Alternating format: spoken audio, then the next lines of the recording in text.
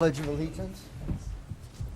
I pledge Allegiance to the flag of the United States of America and to the republic for which it stands, one nation, under God, indivisible, with liberty and justice for all.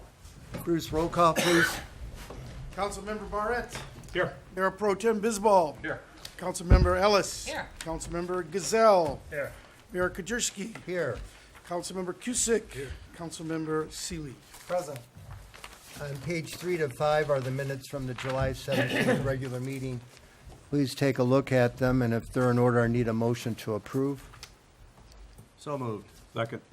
Any further discussion? If not, all those in favor say aye. Aye. We have no committee or commission minutes. It was a little lull this summer. Public comment. We have any public comment? Oh, Mary, please. Look how agile you are.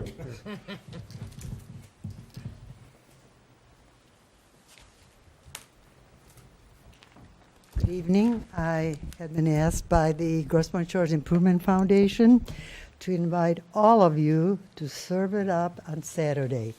You will be challenged by the council and the mayor. Anyone who would like to play tennis, you may challenge them, and also Mark Wallenweber. We welcome all. We will have some professional judging, so you will be winning prizes. And this will be a actually it's called the grand reopening of the tennis courts, the dedication ceremony. There'll be fun and games for all ages with free, F-R-E-E, refreshments for all. So please do come. It is from 11 o'clock to 2 o'clock this Saturday, if it doesn't rain. If it does, then we will change it to Sunday. So please do come, and we welcome all, especially the citizen. Every household received an invitation, so we're hoping a big crowd. Good. Thank you, Mary. Thanks. Any other public comment? If not, we have reports by chairpersons. Mark, you handling Rhonda's? Bruce is. I'm Rhonda tonight. Okay. Rhonda's husband's been hospitalized and she's doing some stuff with that stuff. In your packet tonight, you'll see the wire transfers, which are pretty normal at this time of year. Nothing unusual. We're still, as the tax collections come in, those distributions will be made. Following that is the check register with our normal disbursements, payments made to the paving company for the tennis courts, along with payments for the losses that residents incurred on Shorecrest in the flooding earlier in the summer, and the other normal disbursements. If anybody has a specific question, I'll do my best to answer it, or we can call on our department heads as well. Bruce, do we get indemnification on those sewer, the basement losses? These are beyond our coverage account. Coverage took care of the first amount up to our policy limits, and these were all adjudicated. That's not the right word. They were all reviewed by our insurance carrier, even though they were not paying. And I'll check that to make sure. I think they had to sign a document. They go through the adjuster, and they agree to the claim amount. But our limit's basically $100,000, and anything over that we are responsible for. 100 per event. I mean, like Glenn Peters was 27,000, and we have Jim. Okay, so, and the fact that it was inspected a week before, we have no recourse regarding the inspection. No.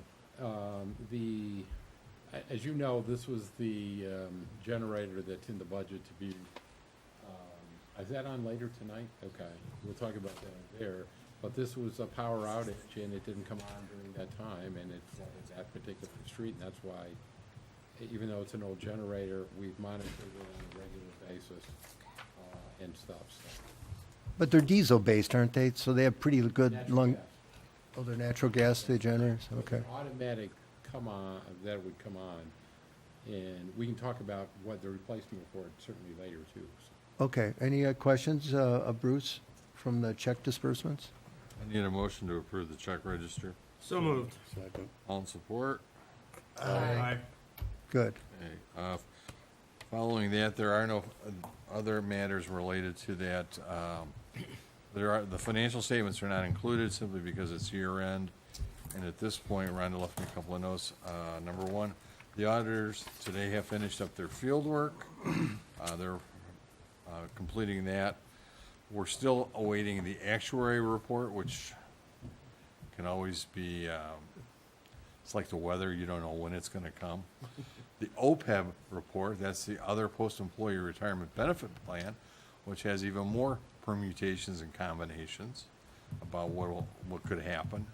The Blue Cross claim info for the fourth quarter, and then we just have to crank the numbers through. Preliminarily, we will end up the year with a small surplus, and as we've noted prior, half of the surplus will go to the retiree healthcare fund, the other half to our fund balance at that point.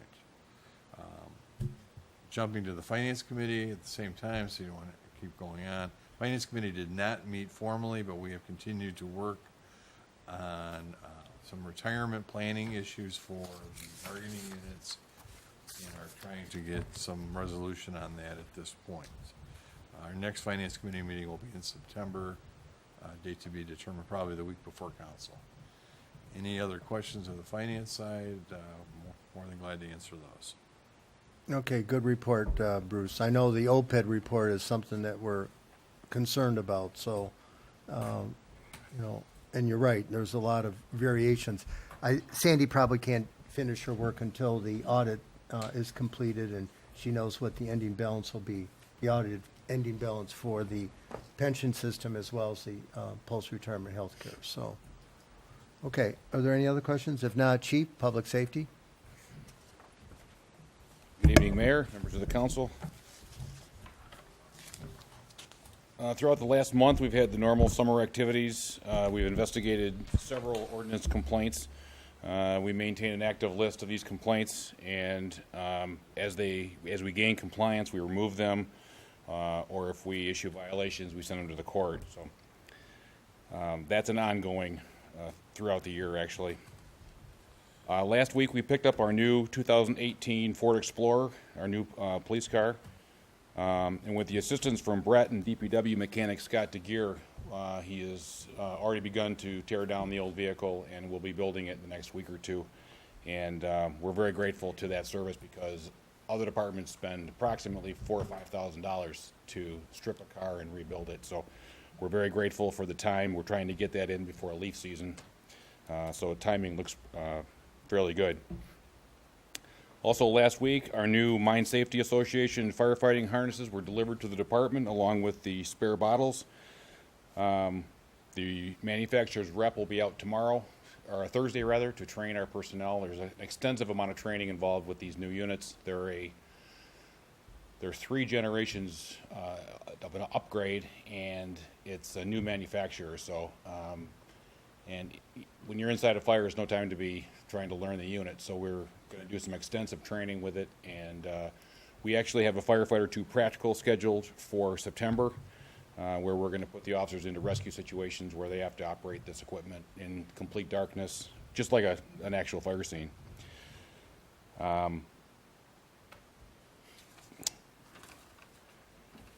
On behalf of all of the officers in the department, I wanted to express our gratitude for the equipment that we have here in Grosse Pointe Shores. The excellent vehicles and the equipment that you've provided us make our job extremely much easier and much safer, so we're very grateful. In conjunction with the new breathing apparatus, the chiefs in Grosse Pointe Woods and Grosse Pointe Farms and I met, and we are researching a compressor cascade system for it's a refill station, and we're looking at a 3-city purchase to see if we can't, so we're getting bids on that currently. We'd like to house it in Grosse Pointe Woods with their new facility, and so we'll be presenting some of that as we move forward here.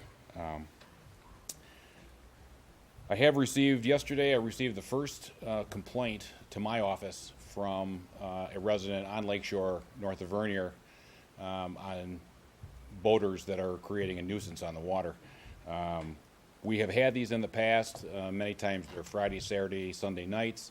We're now getting them, if you've driven by Lakeshore, you'll see, if you look through the houses, you can see there's a lot of boats that are drop anchored right off of the break wall.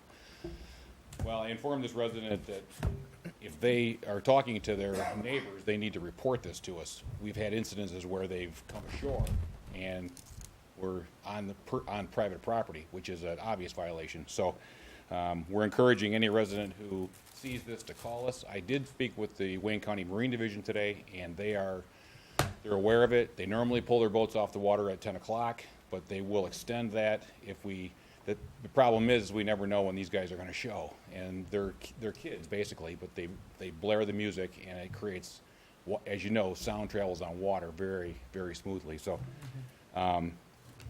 Chief, would an officer need to be with the Wayne County Marine Division in order to handle I a? inquired with the city attorney on that, and I don't believe so. I think that if they're close enough to shore, we can issue the violation. Because that's a jurisdictional issue, isn't it? I'm going the other way. There's an issue, I suppose, an issue whether, the city has jurisdiction on the water. And the other, noise pollution as far as I'm concerned, and particularly with where I use trespass. It's really no different than doing it out in somebody's front yard. Creating that kind of noise and, 2, 3 in the morning, keeping people awake. It's really functionally no different, just happens to be out of water. I think the city would be well advised to take whatever action they can to, prevent it, apprehend people if need to, and worry later. And worry later about, no. They're gonna convince some judge that they had some right to be there at 3 in the morning, keep everybody there. Because given that it's a navigable body of water, that would have federal ramifications. You might want to have somebody from the Wayne County Marine Division with you. But again, we took a kind of a conservative approach to this previously. Mhm. Given a more consideration, we think that, again, it's a noise trespass. It's just like bad smell can be a trespass. It doesn't have to be, trying to cross somebody's yard, cutting down timber on their yard. It's all trespass. It's not unauthorized activity. Well, how would our officers get to these boaters, though, if they're not on land? Well, that's why we had requested the services of the Wayne County Marine Patrol. However, we are in the very northern tip of Wayne County, and their ramp, well, they keep a boat in Grosse Pointe Farms, but they don't staff it all the time. But their home port is Trenton. So that's a pretty good run up the river. By the Boblo boat. Macomb County has enforcement on jet skis, and they have police officers on jet skis, and they patrol out by Selfridge and Mac Rays in that area, because there's also a lot of boats that drop anchor in there. So getting us there is part of the issue. However, this resident did offer today to, perhaps tongue-in-cheek, to buy us the jet skis, which I've said, of course. Is there something though you have to do on the water, chief? Couldn't you just put a pair of binocs on them and get the MC number? If we and- could, and she said that she could describe the boat, but she couldn't see the MCs, but we could always do that as well. And I encourage her, and I encourage, any other resident to call us if that's an issue, and we'll certainly respond. That's the same resident I know, they were buying a 10 million power spotlight to shine on that boat. There you go. Okay. Well, we actually had a call last time, in the spring, we had a call from mid-block on Hawthorne about the complaint on the water. Wow. So you can tell that they're Mid-block. cranking the, so we'll stay on that, and we'll get the appropriate people in place if we can. I did want to announce that on Sunday, October 14th, from 1 to 4 p.m., Grosse Pointe Shores Public Safety will be again hosting a fire prevention open house. We are anticipating, we're attempting to arrange a medevac helicopter to come in and land on the property, as well as some other fire equipment from some other agencies. We're going to be serving cider and donuts, and we hope that the residents will take time to come out and look at their public safety department. We're going to have the smokehouse out there. TIA has offered to provide us with a driving simulator, which is pretty interesting. And again, the date, October 14th, 1 to 4 p.m. Okay. That's all I have. Chief, one question. Sure. In the check register, there's a $4,500 for mounting hardware. Is that for the new vehicle? With the replacement of the new computers to laptops, the mounting hardware for those was obsolete. These, It's your phone. why am I looking back there?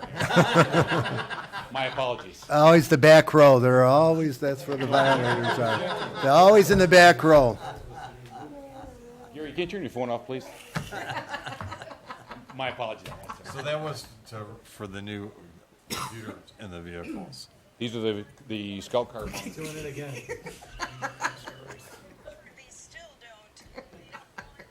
You want to call your grandson and ask him how to turn it off? It's got everybody. I'll just leave this on the counter when I leave here. Well, Chief, along that point, there was $8,600 for Scout car computers, so they had to be replaced. They couldn't be transferred. The ones that we are currently using were purchased in 2011, and we can't repair them anymore. They're not supporting, Motorola is not supporting the unit. So these actually are much cheaper and a much more efficient. New modems, they're faster, and they're laptops. So when the officers are patrolling, they just drop the top on the laptop, and So we went from Motorola to Dell. These are all Dells? it's a Dell, correct? Okay. Okay. Any other questions of the I chief? got one last question. It's off. The new Scout, the new Explorer, can everything transfer over, all your bumper guards and all that? Have they kept, I mean, is it kept it the same for your fitting, outfitting it out, the cage and all that other junk? We are slowly, every year, upgrading our light package, you know, some of the LEDs. We're moving from what we had total strobe lights to total LED because of the amperage draw is Yeah, nothing. 1/50th. So there's a minor $500 probably to continue to, but yes, we'll leave the push bar on for the detective. The supervisor's car becomes the detective car, and the new car goes in service for the supervisor. But you can, so there's not a major upgrade that you have to cost for that? No, I'm looking at Reddy's not, going, no. Because I'm just, that's the good thing about sticking with the same vehicle style. Because you're pretty much committed now to Explorer as your vehicle for basically all your patrol cars, right? absolutely. The Taurus is no longer going to be manufactured, so our fourth car will be an Explorer. And it's funny you mentioned that because Ford, starting in 2013 with Explorers, that's when they first hit the road, so that's our first vehicle. They've gotten everybody onto the Ford wagon, if you will, and now they've taken away the incentive, so the cars are $3,000 to $4,000 more than they used to be. Yeah, but you still bought a vehicle for $29,000. Yeah, and it's an I incredibly... mean, come on. It's All-wheel drive vehicle, 29 tons, that's a remarkably good price. Absolutely, it's no question about it. It's still a fleet price, and It's a great price. and our local dealer takes good care of us, so we're in. They Okay. held up for you. Pardon me? It really held up in terms of They're the two we sold last year, we got $7,400 for each one of them. I mean, and they had 100,000 miles on them, and they were pretty rough. So, And we may have another vehicle by the end of the year to sell? yes, we will. Okay. In September, we'll put another one out for closed bid. Okay, okay, good. Any other questions? Chief, speaking of things going on in the water at nighttime, is there any information regarding the fatality? I know it was Grosse Pointe Farms, but The which now? the fatality on the water a couple of nights ago. Oh, The 61-year-old? yeah, I never heard of the name. I read what you read in the paper.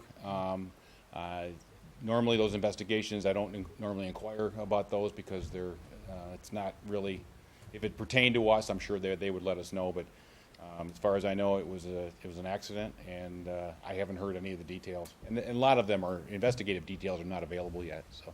All right, thank you. I've never seen so many Coast Guard vehicles at night. I mean, it must have been 25 with the blue lights searching in a Yeah. an orchestrated pattern. So, thank you, Chief. Brett, Public Works? Good evening, Mr. Mayor, members of council, and residents. Well, it's that time of year again. Our seasonal employees are heading back to college. Last Friday, we lost 8 employees, and I expect the remaining ones will be gone in the next week or two. So this year, we had a great group of kids. They were quite beneficial, a very smart group, and they provided us a lot of help over the summer, so we hate to see them go. And I'm happy to report, I'm sure everyone has noticed, that our tennis courts are up and running. It's nice to see them being used. Seems like there's always somebody on the courts. The Public Works Department has some irrigation and some restoration work that needs to be completed. We also have some minor punch list items that need to be taken care of. Most of that is with the fencing. I don't know if you noticed, but the gates aren't just perfect, and we paid for just perfect, and we're going to get some adjustments made there. And we also have, again, some more restoration work that has to be done as far as irrigation goes. I'd like to give a shout out to our DPW department. These guys did a lot of work out there in a short period of time trying to get the irrigation fixed and the grounds put back together. And it's really looking good over there. I can't wait to see the grand opening. I'm sure you'll be well pleased when you get over there Saturday. The parking lot across the street has been repaved and will be striped soon. I can eliminate stripes soon. I got a call here about an hour ago that they're planning on striping the lot this Thursday, weather pending. Once that's complete, the DPW department is going to install the parking blocks.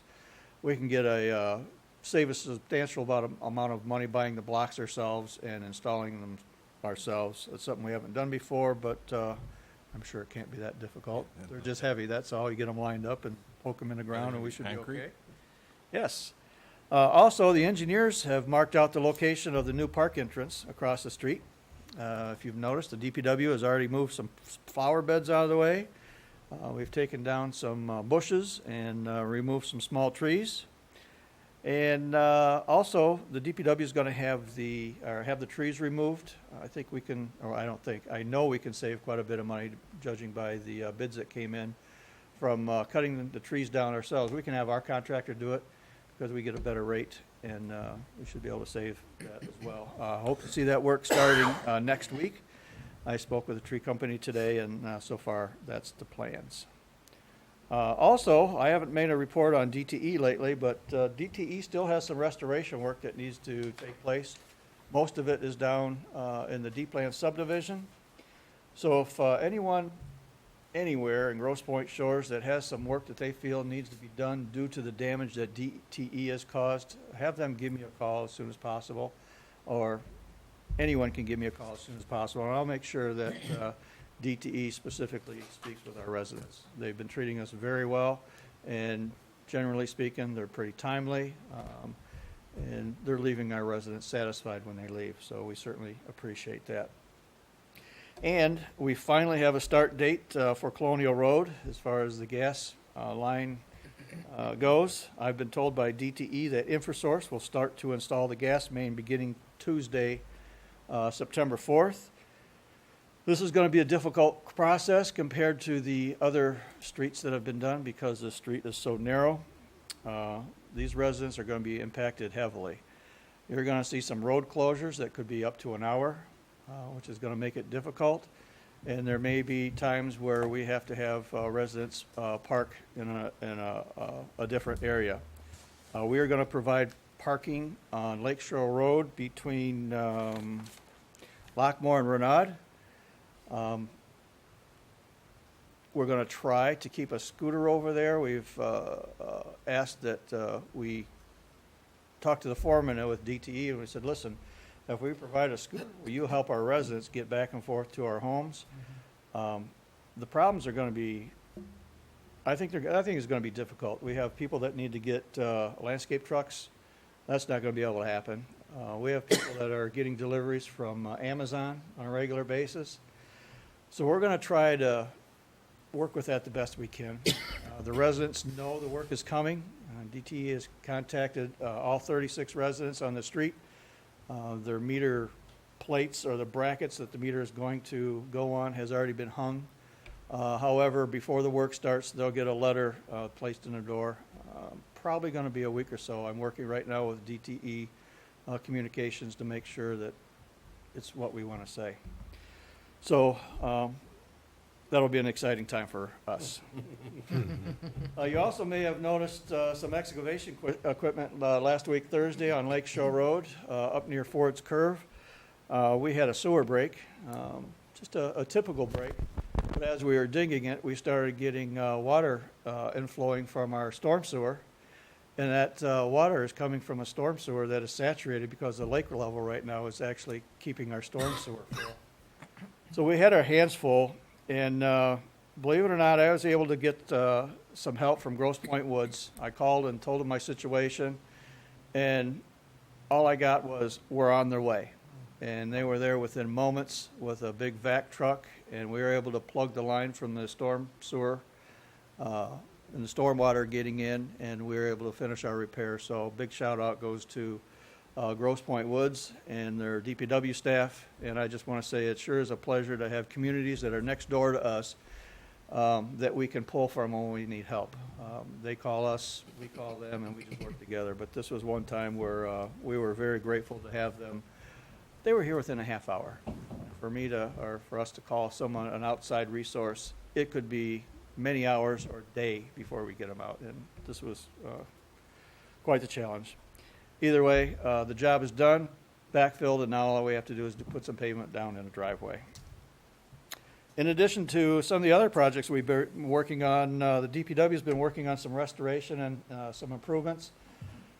On the Oxford Road, I call it the bus stop, but as Councilman Barrett has been doing some research, we're not sure it's a bus stop. But the DPW has been removing some ivy, changing some plant material around there. The building was in really bad shape as far as brickwork. It was cracked, so we've had some tuck pointing done. And we have some lights that have been installed. They're not wired yet. We hope to get the lights wired Thursday of this week, and we're looking forward to making that a nice little gem, or just restoring that little gem that we have in our community. It's pretty cool. Best poop station in the city, right? Yes, it is. We pick that up regularly. That's where everybody seems to drop their stuff. But that's Right next to okay. the And mailbox.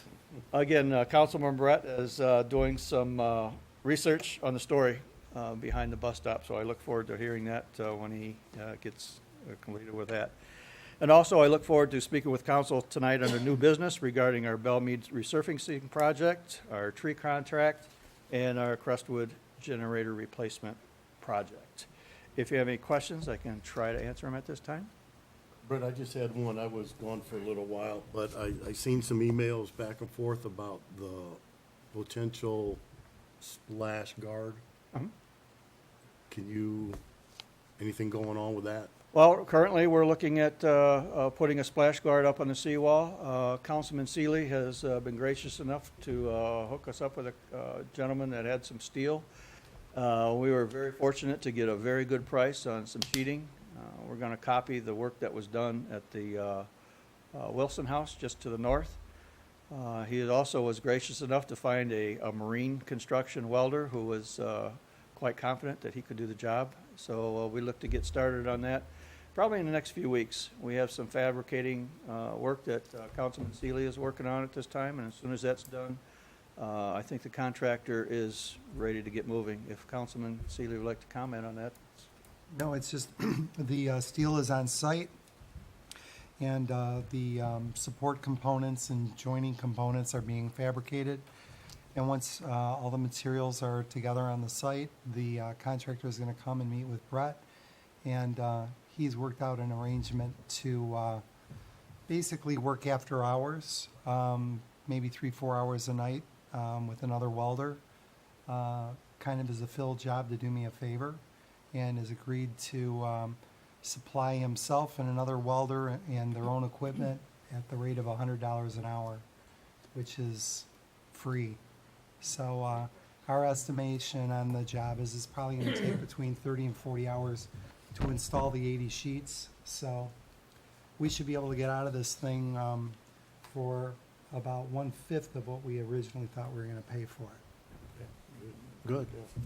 Not only that, ultimately, it prevents all of the rocks and landscaping from being damaged in the future. So this is actually, you know, solving a big problem, and that will eliminate a big expense.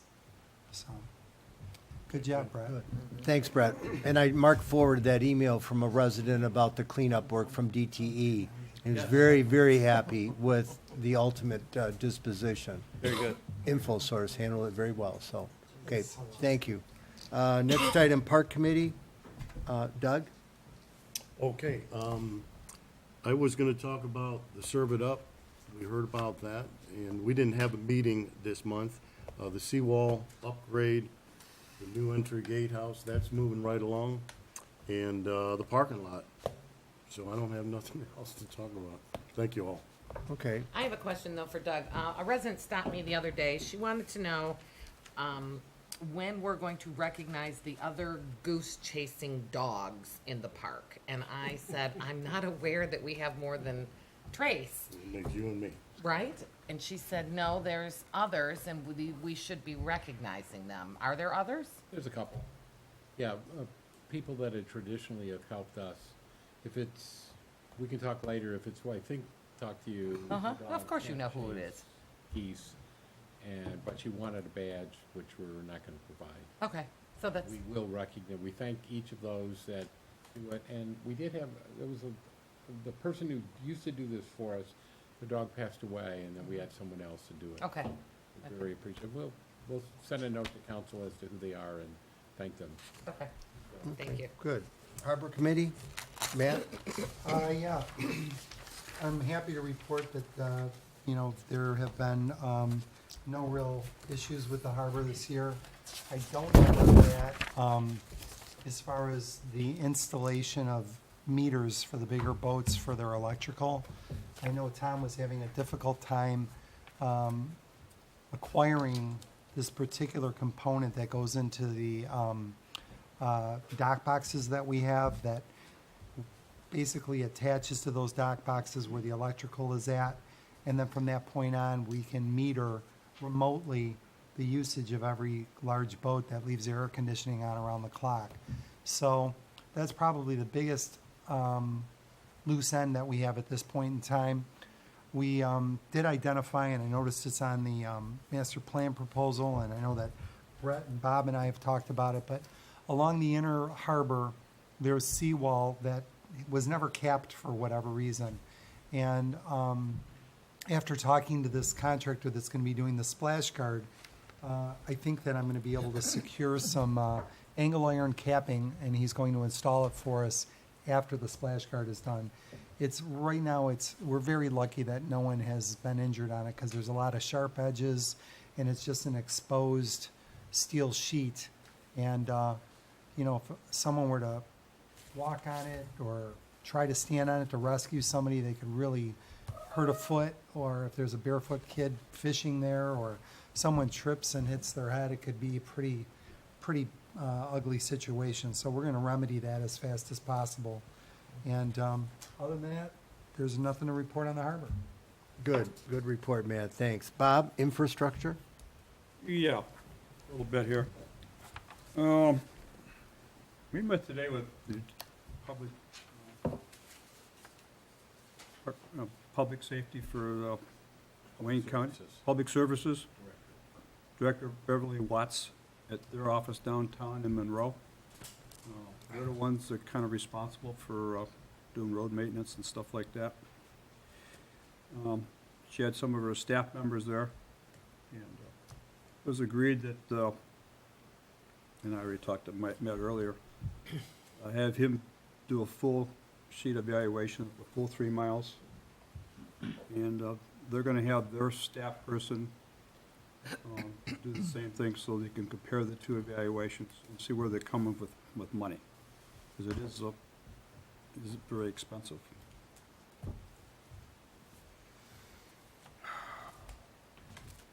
We did a review of the funding, the two requests made by both the farms and the shores.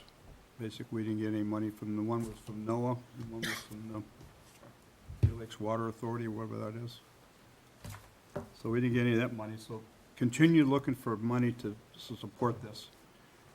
You're probably looking at probably a total of maybe $5 or $6 million for everything. We do it ourselves and be able to use the proposal that Sealy's done.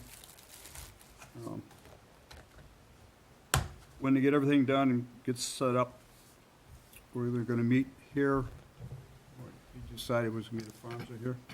Probably, yeah, both, probably here with Brett, and we'll coordinate with Terry Brennan from the farms sometime in the next couple of weeks, and then they will meet monthly with us to monitor progress and indicate what the county's doing. Mark, could you expand a little bit too about the areas of repair on the seawall that was discussed today?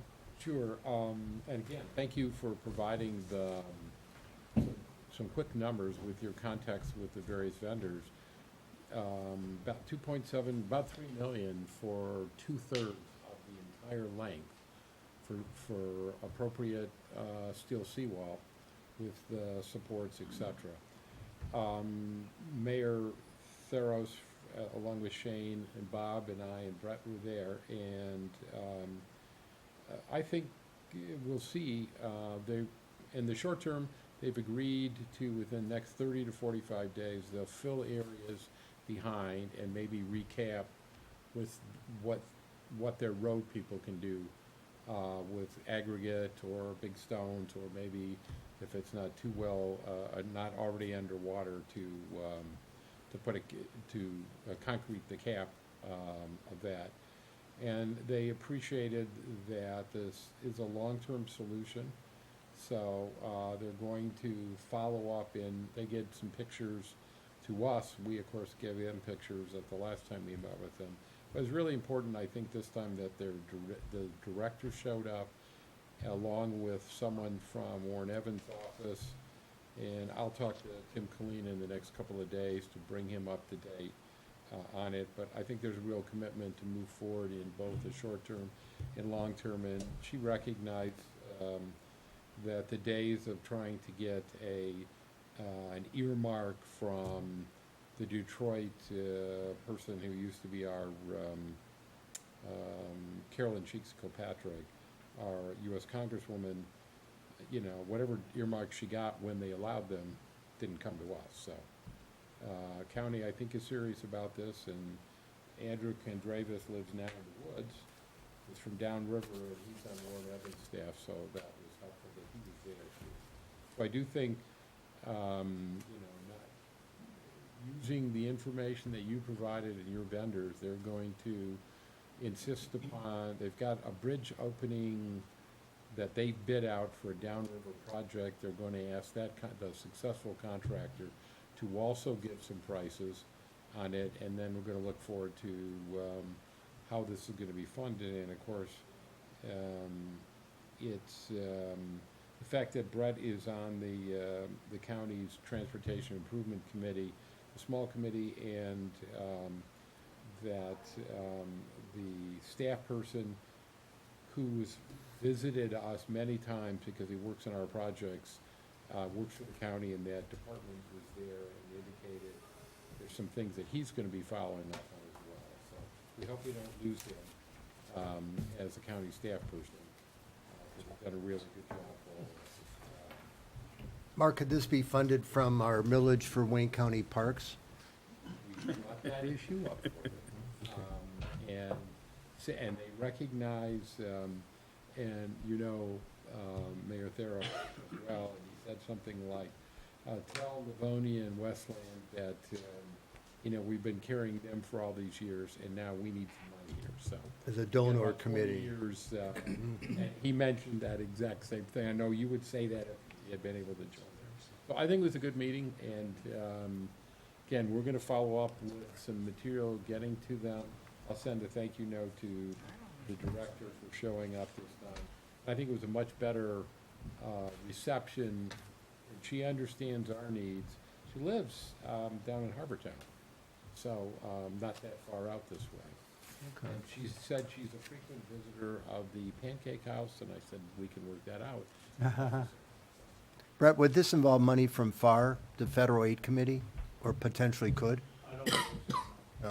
Probably not, but there's the potential with their parks money and the fact that we're protecting the road, that's their road. There might be, and there's some other issues. The parks money could be used to put the grass and clean up the area once steel goes in.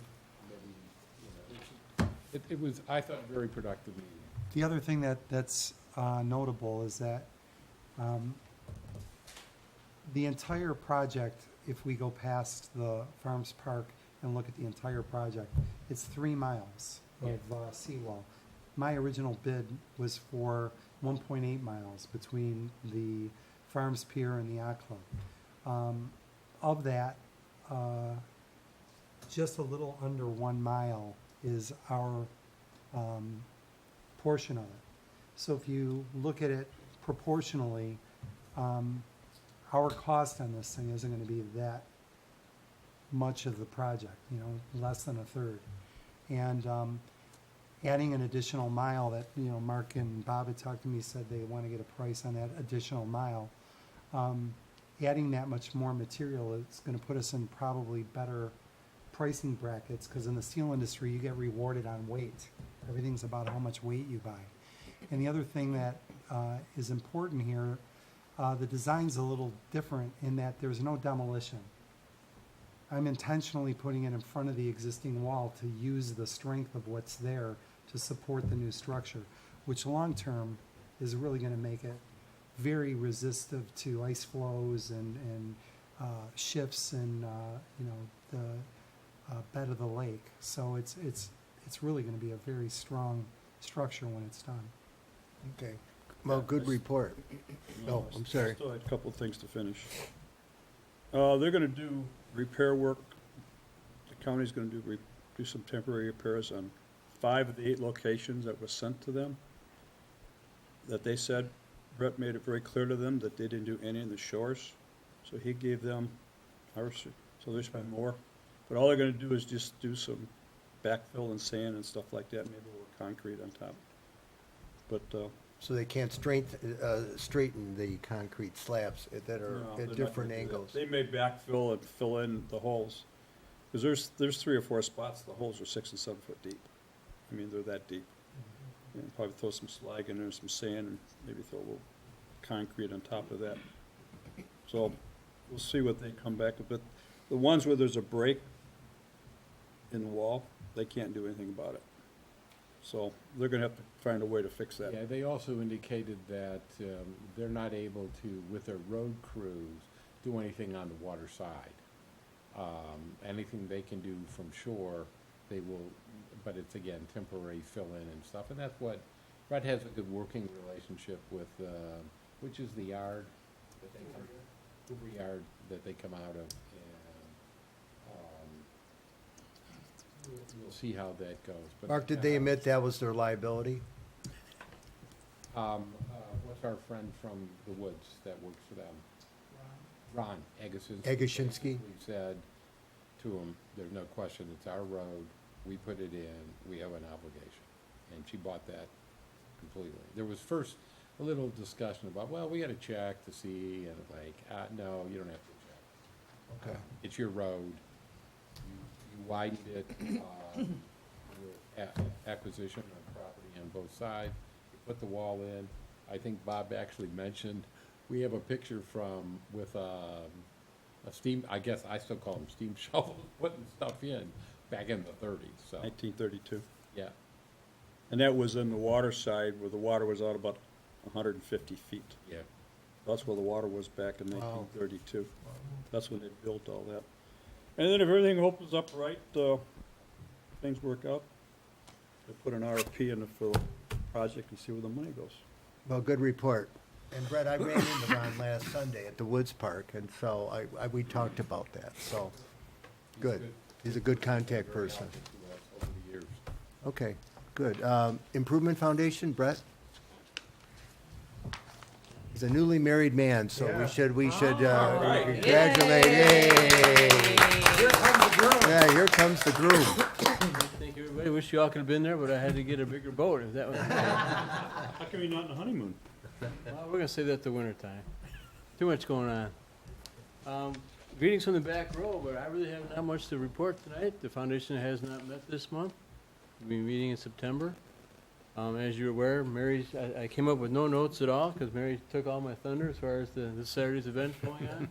Hopefully we see you at 11 o'clock and we'll dedicate the new tennis courts and should moving forward. That's what we want to do. Good. Questions as far as I can answer? Any questions, or? No, thank you, Brett. Thank you. Thank you. Okay, congratulations. Brian, legal report?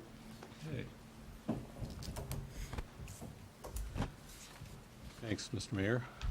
Since the date of the last city council meeting, which was held on July 17th, city attorney's been engaged in the following activities on behalf of the city. Under general municipal matters, we conferred with the city regarding Osius Park improvement matters.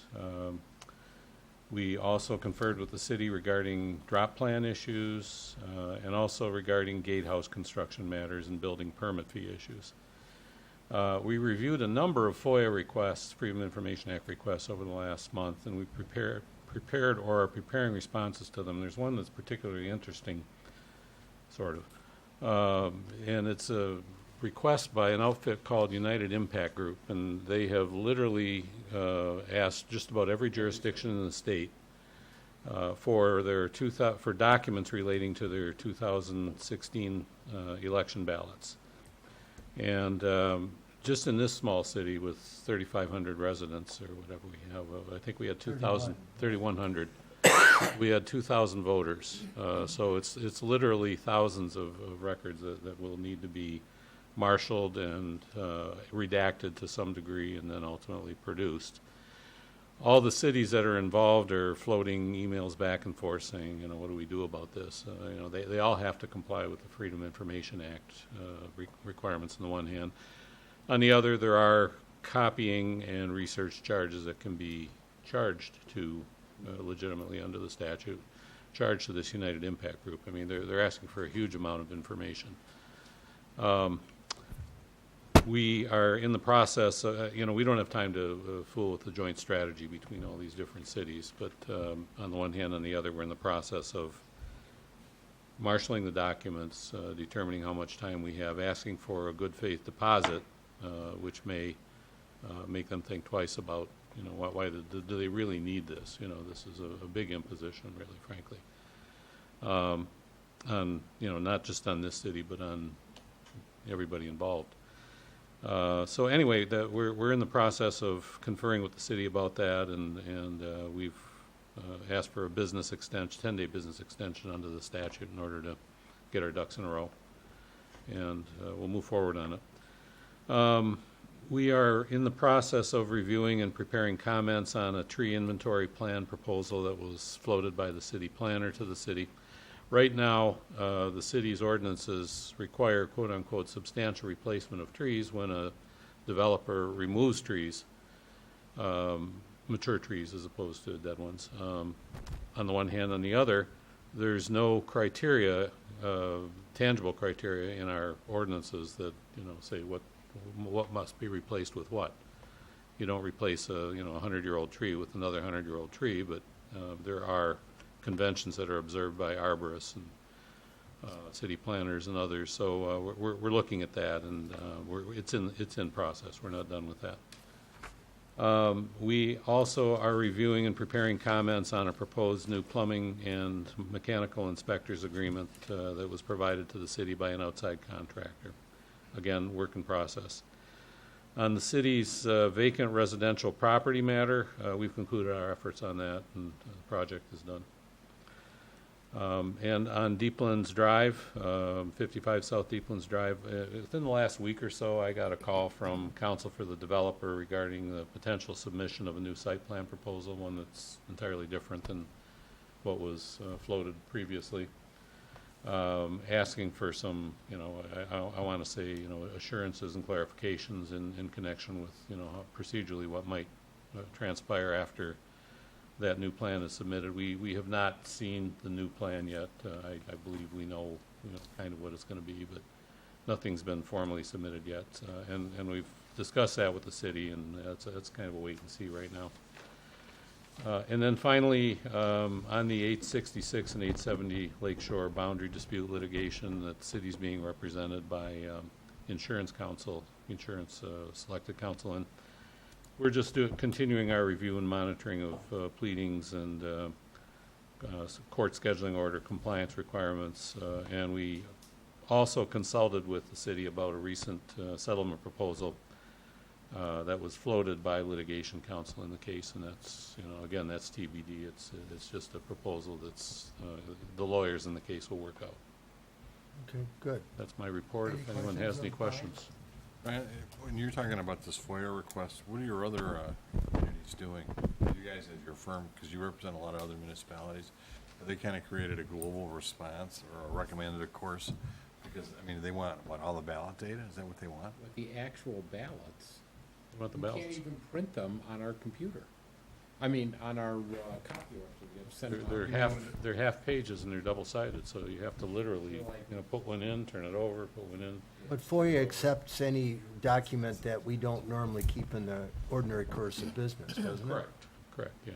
So You don't- what are the other jurisdictions? Have you talked to you guys about with their? We haven't talked with other jurisdictions. We've created a protocol that, we think is pretty comprehensive, and it tracks the statute.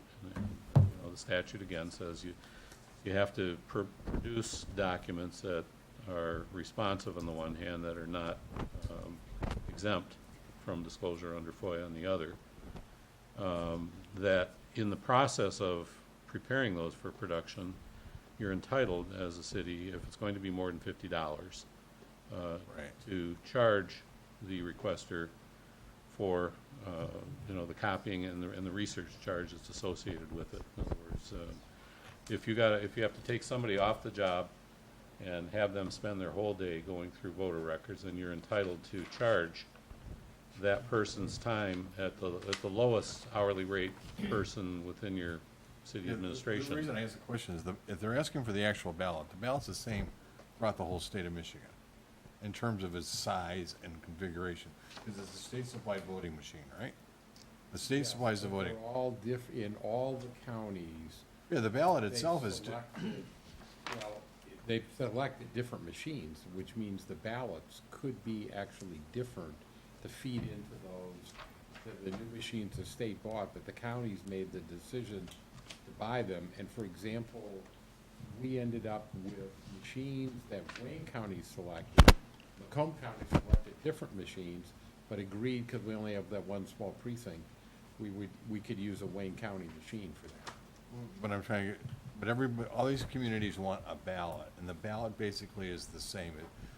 It may be dimensionally different, Dimensionally different, that's it. but it's the same machine readable, fill out the thing. So if I'm in St. Clair Shores, or if I'm in St. Clair, Michigan, or if I'm Grosse Pointe Shores, and these guys are sending this out to everybody, and they want every ballot cast, or 80% of the ballots cast in Michigan.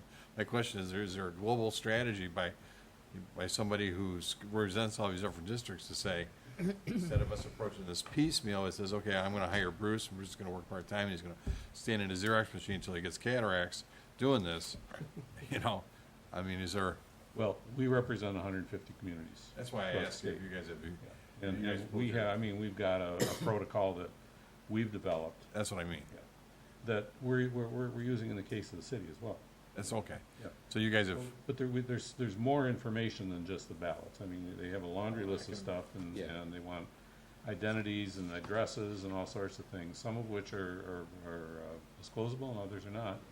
do they want We this have in to go paper through form and or machine, do they want it on a hard drive, or it doesn't matter how they get it? They haven't asked, or they haven't specified that. Right, they're really focused, a lot of their questions, and Brian and I have talked about this, but staff have to do with provisional ballots. We haven't issued a provisional ballot in many years here. And they want to know provisional ballots issued, copies of those, who asked for them, why they asked for them, what was the decision, and a bunch of stuff, in addition to the actual ballots cast. Now, the guy who's running this impact company, his name isn't Vladimir, and he's not from from St. Petersburg or Moscow or anything. You mentioned that because somebody sent a note around today saying the exact same thing to the Kremlin. Send it to Putin, yeah. Well, good. Any other questions for Brian? If not, Mark, you're. I do. Oh. I'm sorry, I have a question. What's the status on the Michaud lot sale? Concluded. I'm sorry? Done. Concluded, it's done. It's completed? Yeah. Okay. Okay. And should we not be notified of those things, or is that just like, no reason for us to be? Yes. Okay. Well, we voted at the To do it, meeting but- to do it, Okay. and then it, So he, So it's closed and we've concluded, and that's what we're notifying the council of tonight. okay. So as far as maintenance to that lot, that is no longer, We no longer have to do it. We wanted to make sure that it's maintained, because as you pointed out, and your neighbor brought to my attention when it was neglected, and we had to do something to fix it. Okay. How long will the city be incurring that cost of maintaining his lot now? Much longer, but we're going to meet with the potential developer very shortly. Okay. Yeah, this was raised, I know I wasn't here last month, but I did watch the video. And that question was in fact raised, you know, and the answer to it is, it's now owned by the developer. The developer has to comply with the city's blight ordinances. Okay. The developer has to keep the property in good condition. There's a number of building inspection rules that can be applied, you know, in connection with eventual development of the property. Those things aren't attendant to the sale of the property. That wasn't, you know, that wasn't an issue when the city entered into a contract to sell the property. Okay. They became an issue when the developer started working on property next door. Okay. Oh, good. Also, too, I had another question from a resident. The lot on Lockmore and Lakeshore that they're doing some building. Mhm. Someone is concerned that they're building 2 homes there. I assured them that there's just one. The Might permit be was 2 issued piles of only dirt, for but one. there's just one, correct? That was the one, there was a request for a lot split. It was a request, but it was denied, and so there would just be 1 home there. Okay. It's one big house, because that's a whole lot of dirt. Yeah. That's all for their backfill. It's a block basement, that's why. Well, thanks, Brian. Thank you. How'd we look on video, by the way? You look. Really good. All right, Mark, your report. Sure, I'm sorry that the DIA Inside Out didn't come off tonight, and I traded messages with Gene Figueroa, and we'll have something probably in the winter when these pictures come down, and there'll be an inside picture dedicated on their behalf. Also, the director is willing to, and I'm sorry, Jillian gave us the time and stuff. Jillian Reese is the person who arranged this, and we're gonna look for a site. We've initially talked briefly to Yaku, that it may be the woods in the basement, or the lower level of the library, just up on Vernier and Mac.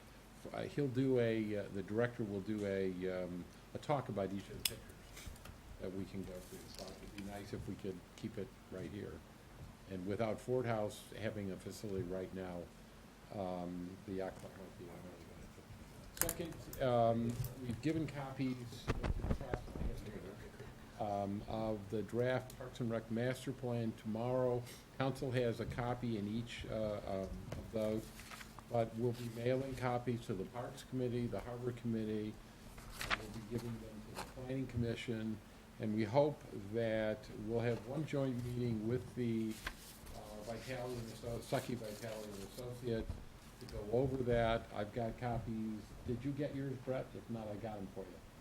We'll give him copies for his officers and anybody else that needs them to do that. This is a planning document. As you know, we don't apply for federal or state funds for our park, which would make it a requirement that we have this, but since we're not able to, because the parks are not open in the Grosse Pointe and some other cities, to everyone in the public, it's really a good planning document. So, and with council's concurrence 6 to 8 months ago, or whenever it was, we engaged Stuckey Vitale to help us with the project and provide an update. So we're looking at potentially Tuesday, September 11th at 7 p.m. to hold a meeting here to get the committees, all of our parks and committees, and anybody interested in the Shores Improvement Foundation, others, to get their input into it, and so that we can do a final document, and that would be our planning document for improvements at the park back here, the park across the street, and things for the future. I thank council allows me to attend to maintain my certification, both the planners conference, which I can't this fall because I'll be gone. It's being held in conjunction with the Michigan Conference over in Grand Rapids. We'll talk about that later. But at the conference, the summer conference, Michigan municipal executives, I've got and given the council, we had a presentation from the publisher of the Petoskey Times Record, who teaches at Michigan State, and a really great conference, and he brought material on from the Center for Michigan, the Bridge, and we, I think, get a subscription to that, but how to spot, timely topic, how to spot fake news, which was very interesting. Did a great job. Mentioned the tennis court thing is Saturday. I will bring my racket. I haven't played all summer, but we'll see. Heidi and I are supposed to face off, we'll see. I need a partner, so if anybody wants to, that'd be great. We did invite both Drew Mascarin from Wimbledon, who I know well. Drew is out of town until tomorrow, I think, St. Martin, but I left him 2 messages. And Mary Wilson is out of town, but I talked to her staff. They're not sure, she's actually in Buffalo right now, and if she's able to, she'll get the message to come. If not, she'll give me a call afterwards. One of the things Bruce did not mention, but council will get, Bruce and I have looked at the draft. Ron is in the process of making application for our budget process to, and it contains a whole lot of extra material to the Government Finance Office, Officers Association of the country for a special award. And it's really an honor that you put this material together. We've got copies. You'll know later, once it's actually submitted, we'll put it on our website, but you'll get copies. But as Bruce and I were talking earlier, this is a really good explanation for anyone about our entire budget process, and we do comply with many of the rules. She's looked at a number of other communities, and I thank her for putting this together.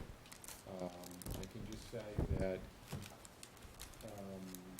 when I worked in the woods, we did get this for the 5 years that I worked there, and for like 30-some years before, but I don't think it's been continued since that time. I assume the mayor's going to talk about the mayor-managers meeting. He had a couple good Yeah. suggestions that came up, and we may be meeting soon with the 2 smart representatives from Wayne County. I talked to both potential, well, I talked to one, and we're going to try to arrange a date first, and we may come to the next mayor-managers meeting. Let's see. The car show is September 9th, Sunday, from 12 to 4. We have 50 cars already registered. I will say there are a couple of special ones, one in particular for a neighboring mayor who has a very neat old car that will be on the gas box. Doggy days at the pool are on Tuesday from 4 to 6, and many of you came last year. It was really fun. The dogs and the families had a great time. Is that the having a 5th? September the 5th then? September 4th, Tuesday night. And then Planning Commission, number of things will come up. We are going to meet in August, and that's next Tuesday morning. We'll be talking about the tree ordinance that the city attorney already mentioned. And one of the things, this came up with respect to a project of the new home on Lake Shore that's like a French provincial with the neighbors. There was one boundary issue there, but there was also, how do you count how many bushes he put back versus the trees, the good trees that came down and stuff. And our consultant, Planning Commission consultant, Carlisle Wharton, has pulled some suggestions from other communities. Brian's in the process of reviewing that. We'll talk about that. And then a quick update, Brian has been monitoring. It seems like Tom and I get a daily visit from one of the neighbors involved in the dispute over the driveway that was on somebody else's property, and that we issued a permit. The latest is there was a hearing today. I heard it was somewhat heated in chambers behind with the judge. However, all the attorneys, Tom and I and Brett, will meet out on the site sometime in the next week or so. The issue had to do with if you move. First, it was you may have to move the hydrant, and of course, this is not our responsibility to pay for the movement of that hydrant. but you can't really move the hydrant without moving the light pole. There's another very simple solution, and that is just put the thing on the north, put the driveway on the north side, and of course we would expect those neighbors who wish the second driveway there to pay the $100 fee for the curb cut, just like the last person did. So that's and that's all I have this evening. Mark, how's the arrangement with the yacht club on the Harvest Master? Working For- well, in terms of that, they've used it, and really, one of the most fortunate things, and thank you for mentioning this, I want to thank Brian Mack, who was our intern this summer. He hasn't gone back to school yet, but he will. I'm in the process of writing a very, I hope, a nice reference letter. He did some great work, and the fact that he also works at the yacht club, anytime Dr. Seagull is his dentist, so every time he went to the dentist, he heard about things that had to be done, and he'd go over and hop on the weed harvester. He's been trained to do that, and help clean both our area and the yacht club. So it's really been a good relationship. Good. That's good. Okay, good work then. Any questions for Mark? If not, go into new business, the water service contract amendment with the Great Lakes Water Authority. Yes, you have in front of you a lengthy agreement. Brett and I and our consultants, our engineering consultants from HRC, met with Detroit. The Great Lakes Water Authority were required to do this as part of almost every 5 year there's a renewal. Brett's goal as part of this, and I'm going to steal everything, come up and say, you can add on to this, was to maintain the factors that we have and the calculations that we have right now, and they agreed to basically all of those. One of our concerns in the future is they're looking to close the 8 Mile plant, up 8 Mile as one of, they have I think it's 5 current filtration plants, and part of the factors are distance and elevation from your service plant. And there's been no discussion yet of how that would affect our rates in the future. We have some concerns. We'll continue to monitor them, and this will go to them, assuming we twist arms for the clerk and the mayor to sign. It will be sent to them tomorrow or the very next day. Anything I forgot? No, I think you nailed it. I think as far as distance and elevation goes, you may remember a few years ago, we went from a Tier 1 customer to a Tier 2 customer, and we were able to save our distance and elevation because it comes through Grosse Pointe Woods. And we were able to reap some of the benefits of the lower distance and elevation, reducing our costs. Other than that, all of our services and pressure guarantees are the same. There's no peak usage in this now, though. Well, there is a peak factor, but it's Doesn't calculate into the rate. No. Right. You have a minimum guaranteed Yeah. usage number, which is de minimis. It's, correct. and then you have That a gets adjusted every 5 year. contract, yeah, every 5 years. And Brett, we're still allowed to be a customer of Grosse Pointe Woods if we Correct. wanted to? Yes. That right still remains? Okay. So our recommendation is to approve the contract as submitted and authorize the mayor and clerk to sign. I need a motion. So moved.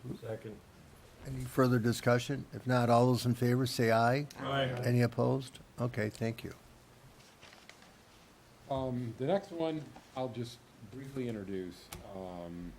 We had really good prices on Belmead. It's within our budget authority, we believe, and we're really asking, if you approve this contract, we ask you to also approve, their price was the best. Finally, we got a number on the Parks Road, and it's an extremely desirable number. And, we need a motion to approve this contract, and we'll get the work started very shortly, probably in the next couple of weeks, I'm sure. I think, Spoke with the engineer today, and we'll be speaking on the phone tomorrow morning to schedule a pre-con meeting. How'd you get these guys? What made them get suddenly so cost effective? I think Brett. Different company? We made them an offer they couldn't refuse. The company that did the tennis court, they were extremely high. The company that gave us a good price is the company that is Right. gonna be doing Belmead. His unit prices are right back down normal.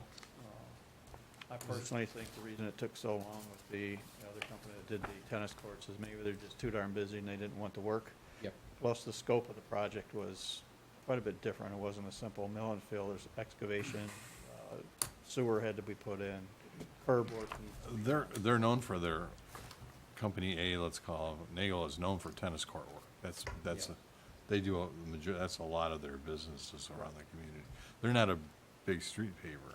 They're big, and I just found out last week, I saw their trucks working on Stevenson Highway in Troy. So they have their hands full right now. They're busy. and- Because all the big guys are on 696, they're doing the shoulder. Absolutely. Everything is in shambles because of that. I mean, from trucking to concrete to Fill and everything. everything is just in shambles because of 696. Yeah. I'd Well, like to move that we approve the contract to proceed with Belmead and the Park Entrance Drive. is there a second? Any further discussion? If not, all those in favor, say aye. Aye. Any opposed? Okay, thank you. Thank you. Tree trimming. Tree trimming. The DPW went out for bids on July 3rd of this year, and we sent out 32 invitations to bid, all local contractors that we felt were able to handle Grosse Pointe Shores. The bid opening was held July 31st in this office. After the bids went out, I received many calls of companies that we sent our information to, letting us know that they would not be bidding because they're so busy. The day we had our bid opening, I actually opened bids that said, no bid, we are too busy. However, we did get a bid with some average prices from a company that we were familiar with. We used this company 10 years ago. The company that did bid was Arbor Pro Tree Service. I can say all of his prices are in line as far as what we were paying. Some of the larger trees are actually cheaper, and some of the smaller trees are a little bit more. But I'd like to recommend to council this time that we enter contract with Arbor Pro Tree Service for 1 year.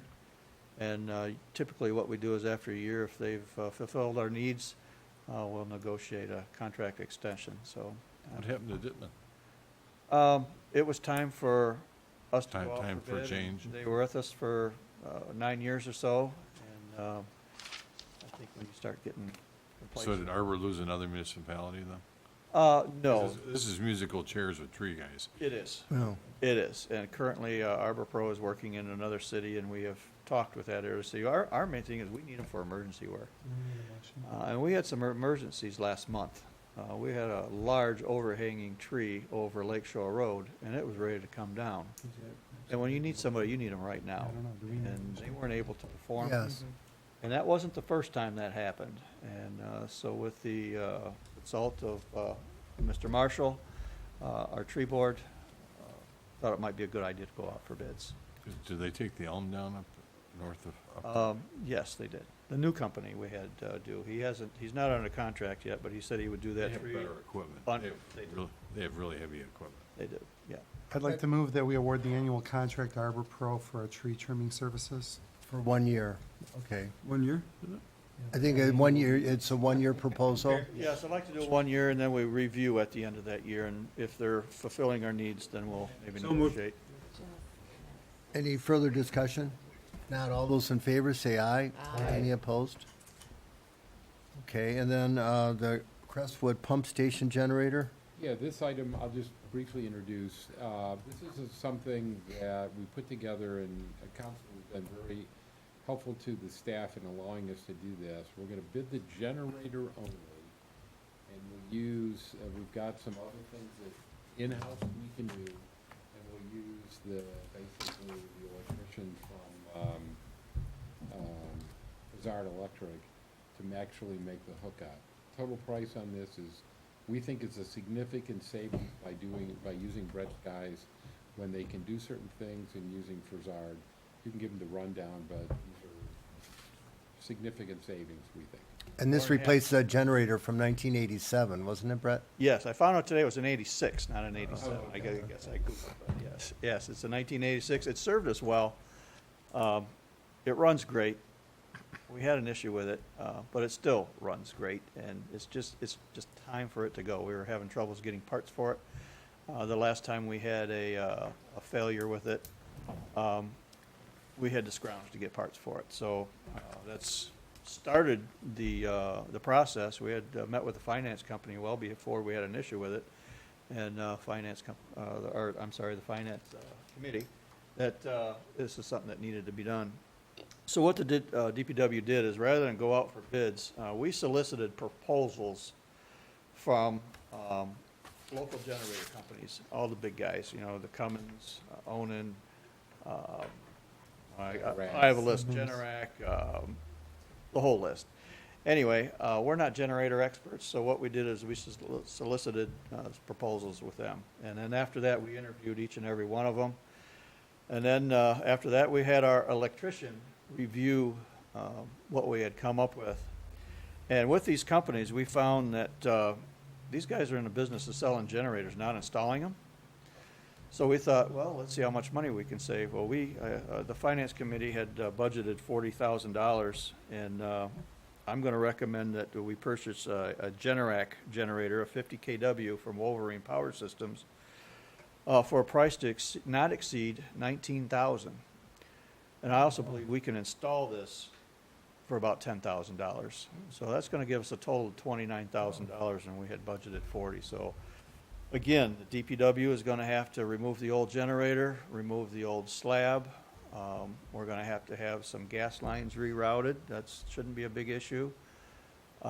Does the old generator have any surplus value, or? We'll probably put it on Mitten, see if we can get anything for it. If we can, great. Put it by the side of your house, Ted, if you need it. Yeah, we lost power for 3 hours last week. Brett, is this the generator that didn't go on that caused the flooding? Yes. There's an urban legend that there was a loose wire on it, and that's why it didn't work that night. Is that true? Well, what happens when things are old, you know, this is a 30-some-year-old machine, and yeah, that's what happened. We went out there, and our mechanic whacked it with a hammer, the starter, and it fired up. It took about an hour between the time it didn't start and the time he got here to start it. This generator gets exercised every Monday at 9:30. We go out there, we sit there in the truck, the generator starts up, it runs, and twice a year we have Cummins Bridgeway, a company, come out and inspect the generator. Well, it just so happens that as a week or two before that, the Cummins Bridgeway was out doing its annual checkup on it. Again, we do all the maintenance, but they come out and make sure everything is operating So properly. is there a chance that when he was inspecting it, he loosened the wire and didn't? That's, I wish I could say, or I wish I could even Urban legend. stretch out that possibly they did something, but How many hours are on it? I can't answer that question. I can get that information and bring it Because I know on to you. these diesel generators, I mean, they just go forever, right? Oh, they run a long time. The engines run forever. However, we've already had problems with the magnets. They have the rare earth magnets. We had issues with those maybe 5 or 6 years ago, and that was what I was mentioning was a challenge to get parts. But again, it operates well, and we try to keep things as long as we can, Sure. as long as they're operating well and in good shape. But this was getting old, and like I said, it was already in the makings to get replaced. So does this new system, so if this thing doesn't fire when it's supposed to because of a Right. power So it failure, wasn't a diesel? does it have a cell signal or something that's gonna tell you immediately, if not sooner, that I'm not running? Is there a fail-safe circuit that's gonna send an alert, a text message to the designated parties? I'm not even sure if there's something like that that's There's available. gotta be. It's- There is. It's possible, There is. okay. That's That would something- probably require some telecommunications to hook to it. Or a modem or whatever with a battery backup?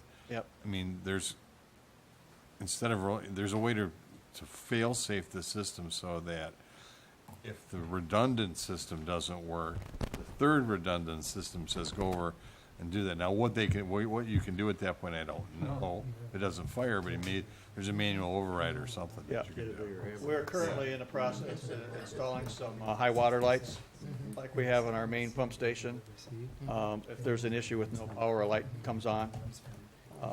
We also have a light down there. If the water gets high, a light comes on before we're flooding basements and we can get the guy in. That's currently being installed on our north pump station. I would tell you, as part of your your budgeted number that we have there and the approval that you certainly consider and look for a fail-safe. You know, I think Public Roth could help you with something like that too.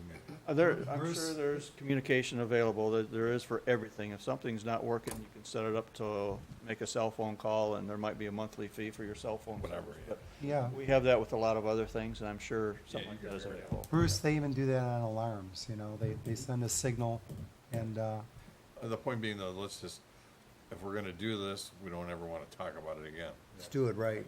Yeah. For another couple, even if it's $10 to $100 a year, $200 a year, subscription service, who cares? It's- Okay. All right, we're good writing a lot idea. of checks for a lot of people who had a lot of mess. We don't wanna, and the reason is those sewers on that street are right at the low end. They're at the, you know, if that had been, if that generator had failed 200 feet down the road, you wouldn't have any backups. Because the sewer's not, those are the lowest sewers. That is the lower sewer, it's on, we call it the top end of our stick. That's, yeah, it needs to lift the sewage up so it can get flow again to come back down, yes. Same thing we have down here, we have two fail-safes, we have two primary circuits coming in. You know, if they both fail, we're in trouble. In this particular case here, we have one circuit and one generator. Well, both of them were down at that time, yeah. That's why they say shit happens. Okay, I need a motion to approve the purchase of the generator. So moved. Any further discussion? If not, all those in favor say aye. Aye. Any opposition? Okay. Michigan Municipal League meeting, Mark, what do we need to do? Designate Yeah, a delegate? okay, first of all, we budget funds every year for council for education. This year's conference is in Grand Rapids, and you should, more than one could attend if they so wish. They're of value. I will not be, I don't usually go to these. Actually, it's in conjunction with the Michigan Association of Planners Conference this year, and I'm gonna miss that. Bruce, you want to go? You want to be our designate? It's sunny Grand Rapids. This is, I think Bob has gone in the past. is that right? But you Both can of go, them. whoever's volunteer, and we have room for, we have enough budget to cover a couple of people Well, going. who would like to go? from Florida. It is 20th September, through the 22nd. I'm gonna be a It's a good session. that's bad. September, September. couple weeks. September 21st is, it's the 20th to the 22nd. Who would like to attend and be our official representative? Bruce, you can't make it? What did I do to make you? Bob said he'll go. Okay, Bob, you gonna go? He Okay, wants to go. Gone the last. okay. Good job, you're, All right, Bob, you're- going to Bob, you're- sunny Won't have Grand any fog this Rapids. year. Okay, you're our delegate. Okay. We don't need a vote on it, do we? I would say, I need a motion to appoint Bob as our official representative. Second. All those in favor, say aye. Aye. Okay. no way. Everyone's Public taking us comment. up that route. Any public comment? If not, council comment. Bob? I have nothing. Matt? Yeah, I just want to give a heartfelt thanks to all of the members of the Grosse Pointe Shores Improvement Foundation for everything that they have done to help facilitate the tennis court project, and I'm really excited to see the dedication going forward this Saturday, and encourage everybody out there in TV land to come and join us. It's going to be a great day. All right, thanks, Matt. Ditto. Bruce? I got nothing. Bob? I'd just like to join in on the congratulations on the tennis court accomplishment, and thank you so much to the foundation. They've done a wonderful job to bring that to fruition. Here, here. All right, Doug? Good go. Couple things I want to report on. The fishing derby was held Saturday, July 21st. It was a light misty rain, but we still had over 36 boys and girls. Over 50 fish were caught. The grand prize winner is a repeat. Claudia Halu caught a 20-inch smallmouth bass. Hopefully it'll be on our calendar next year. The first fish caught was Eric Backer at 8:16, or the most fish caught was Nicholas Malouf. So it was really a fun time. The tennis tournament, everyone knows that's a combination of tournament, our annual tournament, which we have our city champion, for the doubles that the chief gets inscribed on the trophy each year. It's a fun thing. Classic car show. Rhonda has been successful. I think last year she had 74 cars. She told me last Friday that there was 48 committed, and Mark just said that a couple more have signed up. We had 1952 Hudson, so in mint condition. So it's going to be fun. The mayor-managers meeting was last week, and we got together. We were a little bit, I would say, double-teamed or triple-teamed. Comcast sent 3 representatives to meet with us, including their local government affairs person, and again, trying to figure out our needs, talking about their fiber product, which is, they're saying, similar to Rocket Fiber, and then to answer any questions that we had. I think it was good, but the one thing we talked about, the mayors and the managers, that we were the signatories to a 30-year non-exclusive agreement with Comcast, I think about 10 years ago. And it gives us the right to ask for a review of the books and records to make sure the calculation for the franchise fees and the PEG fees are consistent. So all the mayors and managers agreed to do that. Mark, I think you have the agreement. We were going to initiate it from our end, but the other cities are going to join in just to make sure that we're getting our fair shakes. I think our PEG money is this separate from the franchise fee revenue that we receive, is somewhere between $38,000 and $41,000 each year. The movie night last Thursday, it was a great movie. It was, the summer's been such a wonderful summer, very, very little rain, very dry. What poured that night? So the movie was canceled. So that's unfortunate. George, I know you're going to be anxious to hear this. We have a town hall on September 15th at 10 o'clock, so we're expecting you to be here. There's going to be a couple vacancies. I've been asked to not reappoint one of the Board of Review persons, and then also our library representative for the Grosse Pointe Library System is asked to resign. So Mark's going to publish notice. I think there's a protocol that we have to follow, and we will. At the end of the year, and it's going by very quickly, there's going to be appointments that are made. So I welcome any of the citizens that are thinking about it to come up to the second floor and talk to and receive an application, find out, I think, what the openings will be. And I'd be remiss if I don't say anything about this. Our Grosse Pointe Woods Little League team is playing right now on national TV. Got delayed till tomorrow. Call the game. Are you serious? Oh, my goodness. I was telling everybody we needed a record for the meeting because I didn't want to miss it. But, the Little League World Series has been in existence since 1954. So it's 64 years. 11 teams from Michigan have made it. Only one team has ever won it, and that was the 1959 Hamtramck team with Pinky Darris and Tom Paciorek. But this is the 4th time out of the 11 teams that have made it from Michigan to go to Williamsport, and we're represented by our Grosse Pointe Wood Shores team. This is the first time we ever won a game. And we won a game Friday, and I have to say I didn't think they were going to win it, and I turned my back to the TV for a little bit of time. They were down 4-0 in the 5th inning, and they won the game on a walk-off 5-4. That was Friday. They beat Idaho, that Northwest regional winner. Then they played Hawaii, the Western winner, and there was some miscues or whatever. They only gave up five hits, and we had 5 hits, but we lost 8-3, and a game that really should have been much, much closer. And then those guys, Monday, they were playing Iowa, and Iowa was the Midwest regional winner, and they were down 4-0 in the 4th inning. They tied it in the bottom of the 5th inning, and they had a walk-off hit in the 6th inning. So much kudos to the program. I mean, it just speaks volumes about the community coming together and rallying. And I think I told the story last year that I promised the boys if they made it, I would go there and be there in Williamsport for them. And so I called. There's like 18 hotels. I mean, it's a very small town. And it's tucked away, I think, in the Bald Eagle Mountains in Appalachia, Williamsport, Pennsylvania. And I called and I said, can I make reservations for Thursday night, Friday night, and Saturday night? And the lady at the hotel said, can you repeat that? And so I said, well, Thursday night, Friday. And then she said, that's what I thought you said. She started laughing uncontrollably. And she said, "Don't you realize it? Don't you get it? This is the biggest event in town for the whole year." And the town basically shuts down. He says, "I'll take your reservations for next year. We're 50 weeks in, in advance for next year."